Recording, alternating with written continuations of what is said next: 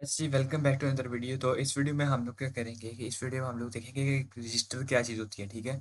तो सबसे पहले मैं आप लोगों को बताता हूँ कि जो हमारा कंप्यूटर होता है ना, उसके अंदर टाइप्स ऑफ मेमोरीज़ होती हैं, ठीक है? तो आप लोगों को पता है कि सबसे फास्टेस्ट जो मेमोरी है, ठीक है? वो होते हैं रजिस्टर्स, ठीक है? एक सीपीयू के अंदर हमारा सीपीयू है, उसके अंदर स्मॉल रजिस्टर्स होते हैं, जो कि काफ़ी फास्ट प्रोसेसिंग में काम आते हैं, ठीक है? During the processing. तो जो एक रजिस्टर होता है वो सीपीयू के अंदर वर्क करता है और it is the fastest memory in our computer, ठीक है, कैशे के बाद, ठीक है। तो हम लोग रजिस्टर्स को देखते हैं कि हमारे पास जो 8086 और 8088 माइक्रो प्रोसेसर है, इसके अंदर कौन कौन से रजिस्टर्स यूज़ होते हैं, उनका पर्पस क्या है, व्हाट आर दे कॉल्ड और वो किस लिए यूज़ है। इसमें बेसिकली तीन है मेन, डाटा रजिस्टर्स हैं, सेगमेंटेड है और इंडेक्स रजिस्टर्स हैं, ठीक है। तो वो will have a look on them, ठीक है। सबसे पहले हिस्ट्री है, हम इसको इग्नोर करेंगे, जो काम की चीज़ है उस पे आते हैं, ठीक है। तो रजिस्टर्स जो हैं हमारे पास, ये वो जो डायग्राम हम मैंने आपको पहले करवाई थी, it is exactly like that, ठीक है, ठीक है। इस ये सारी वो डायग्राम है, ठीक है। तो अगर आप इसको देखेंगे तो C S D S S S E S और S P B P S I D है, ये सारे बस इंटरफेस यूनिट एग्जीक्यूशन यूनिट के रजिस्टर्स हैं, ठीक है। तो इनको बारी बारी देखते हैं कि किस तरह, और हमने डायग्राम फर्स्ट चीज़ में रखनी जो हमने पहले देखी थी। अगर मैं आप लोगों के लिए वो डायग्राम ओपन कर सकूँ तो मैं आप लोगों को दिखा देता हूँ वो diagram. So this is a diagram, ठीक है। इसके अंदर हमारे पास देखो ये डाटा रजिस्टर्स हैं, ठीक है, ये सेगमेंटेड हैं और ये हमारे पास जो ये सारे के सारे ही इंडेक्स और पॉइंटर रजिस्टर्स हैं, ठीक है। हम लोग अब इन लोगों को देख लेते हैं बारी बारी कि ये लोग करते क्या हैं, और इसका साइज़ देखते हैं क्या होता है, और इसकी वर्किंग देखते हैं किस तरह होती है सारी, ठीक है। तो हम लोग इसको जो है ओवरव्यू करते हैं।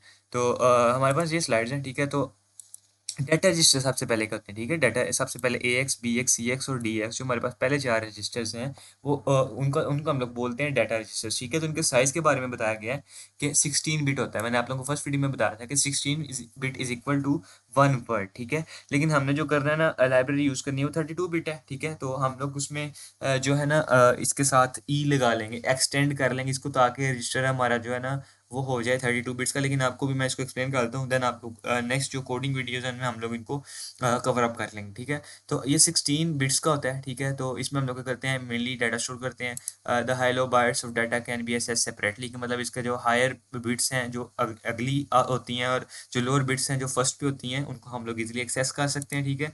ये उनके कंप्लीट नाम है। AX stand for accumulator registers, BX base, CX counter और DX जो है डाटा रजिस्टर्स, ठीक है।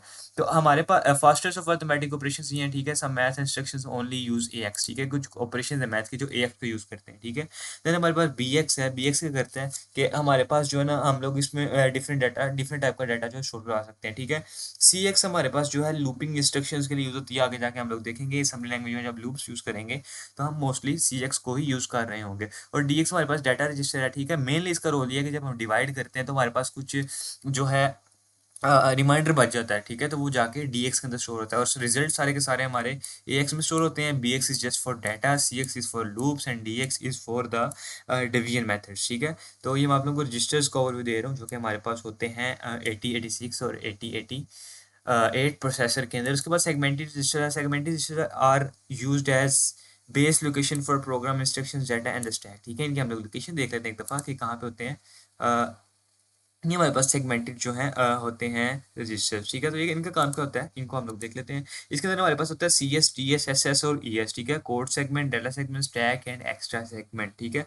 कोड सेगमेंट में क्या होता है कि हमारे पास जितनी कोड इंस्ट्रक्शंस होती हैं वो जाके कोड सेगमेंट के अंदर स्टोर होती हैं। इसके नाम से शो हो रहा है कि अगर हम कोई प्रोग्राम लिखते हैं तो जब उसको रन करते हैं तो जो इंस्ट्रक्शंस हैं वो इसके अंदर जाकर स्टोर होती हैं, ठीक है। डाटा सेगमेंट में हमारे अंदर वेरिएबल्स होते हैं, हमारे अंदर कह रहा हूँ जो हमारा प्रोसेसर है उसके जो हम वेरिएबल्स बनाते हैं, ठीक है, वो उनका सारा डाटा जो है वो जाके डाटा सेगमेंट में स्टोर होता है। स्टैक के अंदर हमारे पास जो है लोकेशन स्टोर होती है लास्ट। आप लोगों को पता है स्टैक किस तरह वर्क करता है। अगर आप लोगों को स्टैक की वर्किंग नहीं पता तो मैं आप लोगों को एक दफ़ा समझा देता हूँ कि स्टैक किस तरह वर्क करता है। स्टैक बेसिकली किस तरह की एक कह लो कि चीज़ होती है जिसके अंदर हम एक वैल्यू डालते हैं, ठीक है। लेट्स सपोज 1, उसके बाद ये बंद हो गया, ठीक है। इसके अंदर मैंने एक और वैल्यू डाली, इसके अंदर इसको 2 आ गया, ठीक है। Stack works on LIFO principle. LIFO principle क्या होता है कि लास्ट इन फर्स्ट आउट। तो इसमें लास्ट हमने क्या एंटर किया था 2, तो जब हम पॉप करेंगे वैल्यू को निकालेंगे तो हमारे पास पहले 2 आएगा, ठीक है, तो 2 अंदर से खत्म हो गया, उसके बाद फिर जब आप दोबारा निकालेंगे तो फिर 1 आएगा, ठीक है। तो ये हो जाए स्टैक, ठीक है।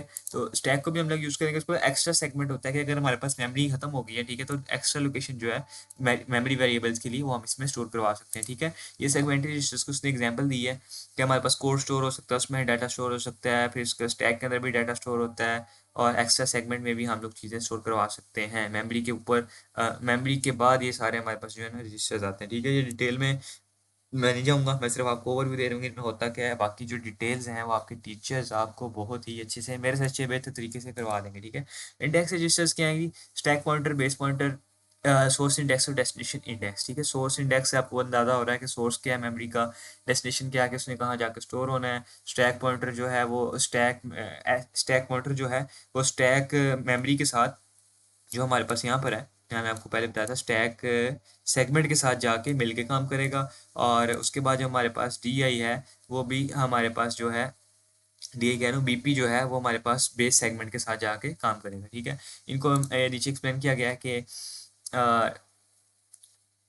कोई एग्जांपल आप लोगों को दिखाता हूँ मैं, not the right example, instruction model, ये भी नहीं है ये, ठीक है। मतलब सी एस जो है, कोड सेगमेंट जो है वो आईपी के साथ, इंस्ट्रक्शन पॉइंटर के साथ जाके काम करता है। मतलब ये कि अगर मैंने यहाँ से कोई चीज़ उठाई है और तो मतलब ये दोनों मिल के एक एड्रेस बनाएंगे, ठीक है। अगर सी एस से उठा रहा हूँ तो उसको कहीं पे मैंने रखना भी तो है, ठीक है। तो वो बेस पॉइंटर उसका एड्रेस, मतलब ये दोनों जो है मिल के एड्रेस बनाते हैं सी एस और आई पी, ठीक है। ये कॉन्सेप्ट्स मुझे इतने अच्छे तरीके से याद नहीं है, so I will skip them all, और ये आपके टीचर्स पे मैं छोड़ देता हूँ कि आप लोग करवाएंगे। नेक्स्ट हम लोग आते हैं इस पे, ठीक है। फिजिकल एड्रेस किस तरह बनता है, ठीक है। फिजिकल एड्रेस किस तरह बनता है कि हमारे पास 16 बिट्स के तो दो रजिस्टर होते हैं ऑब्वियसली, ठीक है। उसके बाद हम 4 बिट्स एक्स्ट्रा लगा देते हैं, तो टोटल